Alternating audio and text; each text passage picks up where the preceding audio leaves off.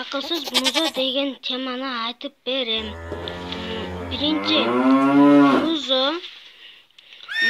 кулун улак үчөө куш базарына жакын жашашыптыр.